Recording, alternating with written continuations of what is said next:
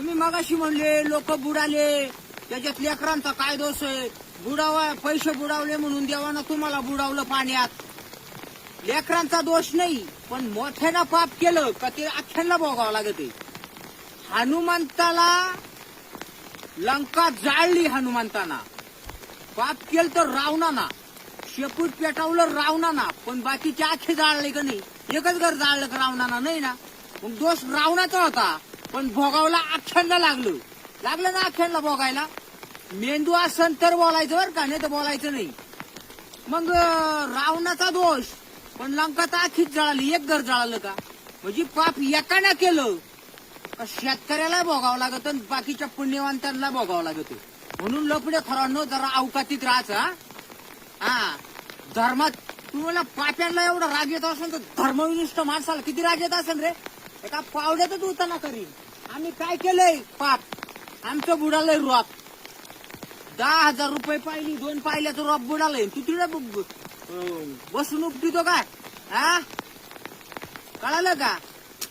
मोठं झाड आहे, त्याचं वजन झालं झाडाचं, आणि झाडाच्या वजन इतकं वाढलं का वादळ आले होते, झाड पडलं, त्याच्या खाली लहानले झाड मोडून गेले. मग त्या लहानल्या झाडांचा काय दोष आहे? याच्या वजनानं ते चिरडून मेले. तसे लहान मुलांचा दोष नाही, पण मोठ्याच्या पापांना लहाने चिरडून मेले. एवढं ध्यानात ठेवा. ते निष्पाप राहत्यात. मोठा तर पाप करतोच ना, झक मारितो, आतून घेतो, बाहेरून खातो, लफडे करतो, खपाखप आई बापांना उपाशी मारितो ना. मग ध्यानात ठेवा, त्या झाडाचं वजन वाढलं म्हणून ते पडलं, त्याच्या खाली बारकाले सुद्धा झाड उतरेल राहते, चिरडून मेले. कारण का?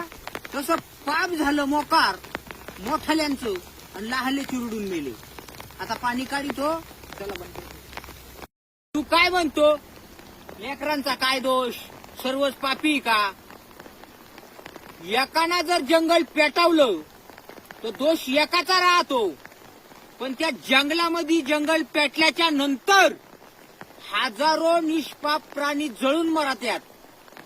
कृत्य केलं एकाना, पण मेले जळून 1000. आगीला काय घेणं नाही, रात्री निष्पाप आहे का पुण्यवान आहे?